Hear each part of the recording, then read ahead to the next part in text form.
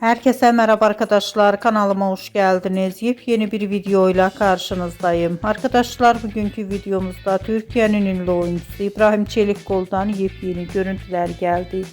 İbrahim Çelikkol'un arkadaşlarıyla birlikte karda muhteşem görüntülerini sosyal medya hesabından paylaştı. Ben de bu görüntüleri sizler için YouTube kanalımda video halinde sunuyorum. Umarım beğenirsiniz.